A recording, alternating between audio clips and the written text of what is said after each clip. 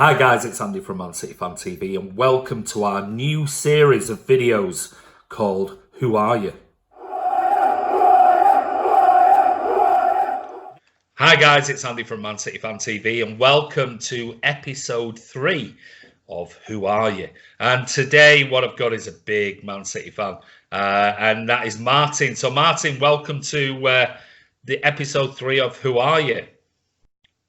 Hi Andy, how you doing? Cheers for having me on.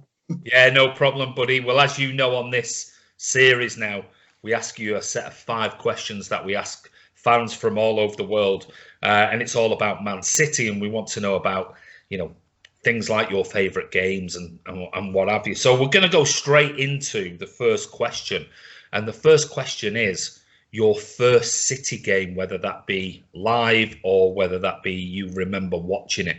So over to you. My first City game was January 1990. Main Road against Coventry, 1-1-0. David White goal. Stevie Krizovic dropped the ball. David White was there to pounce. I went with my dad, loved it. I was a Blue before it, but I'd never been to Main Road, sat in the main stand back then. If anyone knows the main stand, it was the posh seats known as back then. Oh, you're a posh boy then, were you?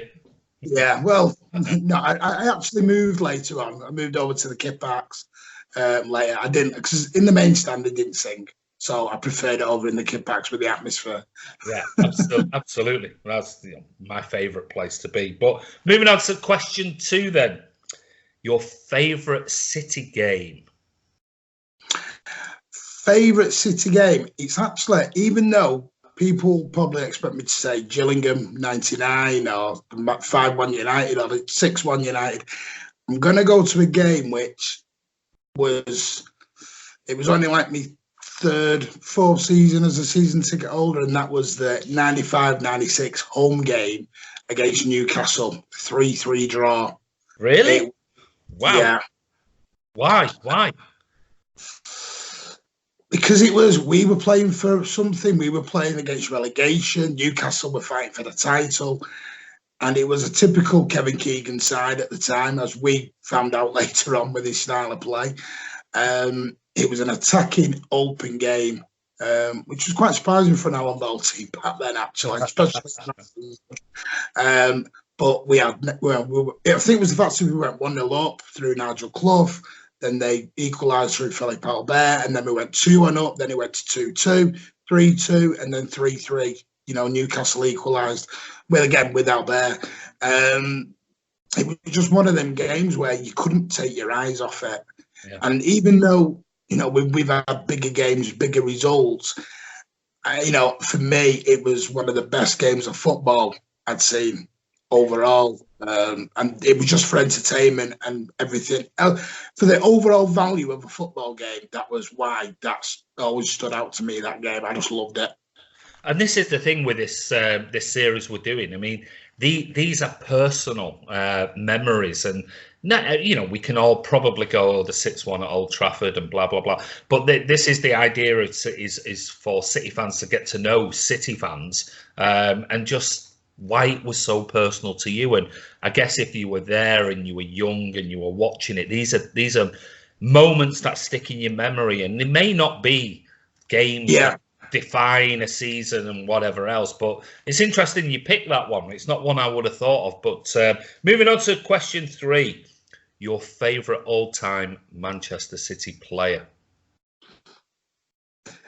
Even though we've got Aguero, we've had Company and all these superstars that we've had, I'm going to come up. People won't be surprised at me saying it, and he's had a lot of criticism throughout his career, especially even being at City, was Gale. Gale Kinclair, I loved him. And it was simple fact is he was the standout player in a poor side at that time. We didn't have a great side. We had players like Steve Lomas who had one job: win the ball, give it to Gale. That was it. That was the only job Steve Lomas for me. If you watched it live, you could see it. It was win the ball, give it to Gale. But it was the things that he did when he was on form. he was up there with some. He could have been one of the world's best. And Yeah. I've said it before, said it, and I'll say it again. He didn't deserve to be in our team. As much as we loved him, I'd have loved to have seen him in a Liverpool, even them over the road. I'd love to have seen him in a team, a top team back then, if that makes sense. I want it just to see how he would have done. I know he went to Ajax and he went to Ajax and played fullback, so he was never a fullback, but wing back as they say back then. But it was just the way he was on the ball, and maybe it's because I was younger.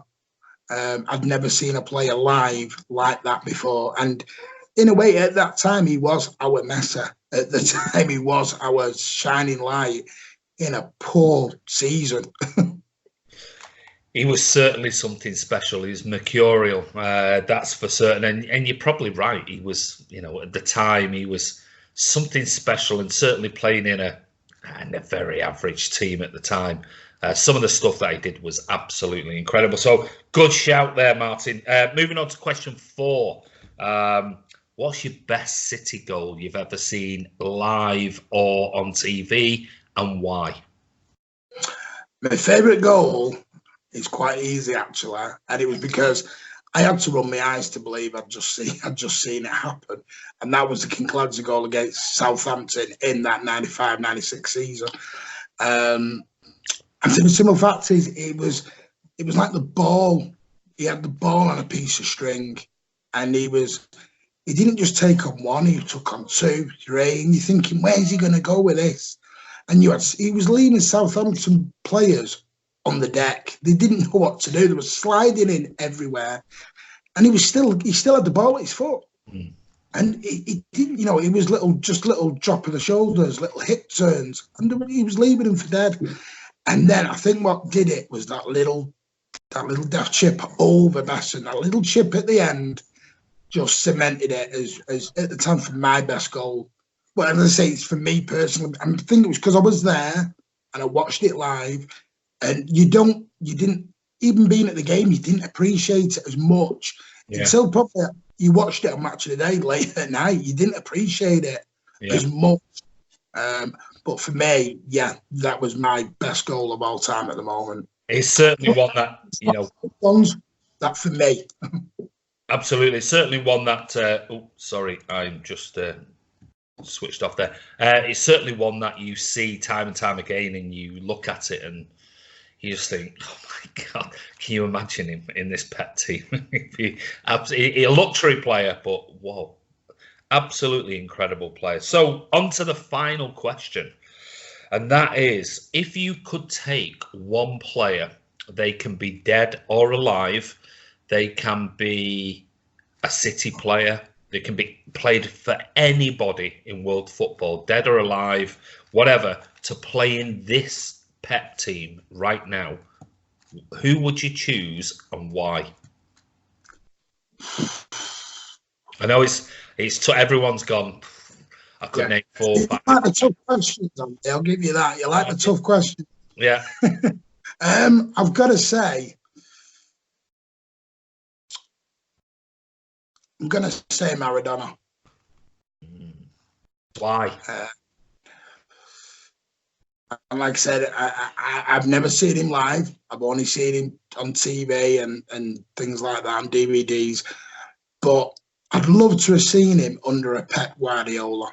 To see, now I'm not saying he didn't have fantastic managers at the time, but what would Pep do with him? What could Pep do for him? He was a magician with the ball. Like I said, he's off the field antics, totally different. But, you're not asking me about his off the field antics. No. But on the field, he was probably one of the best. And I'd love to have seen what Pep could do with him within this City team, because I think he would be outstanding in this team.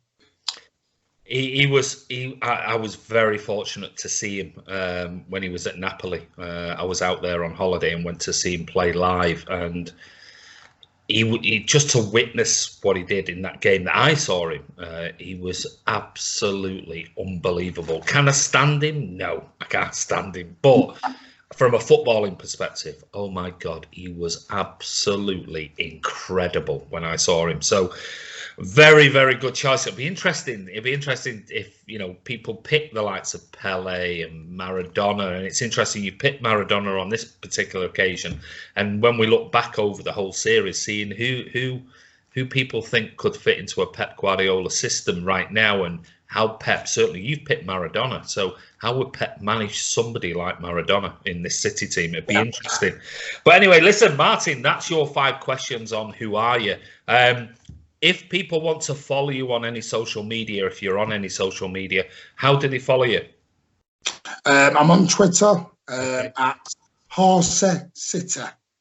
Horsey City. So that's HORSEY?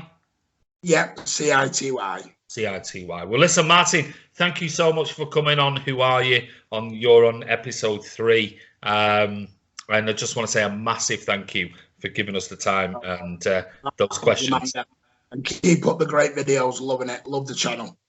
Thank you very much, mate. Really appreciate it. Take care. And we'll see you around. Don't forget, Blues, subscribe to Man City Fan TV. Click the bell icon. Give us your comments below about these questions. And if you want to come on the channel, if you want to be part of the series Who Are You?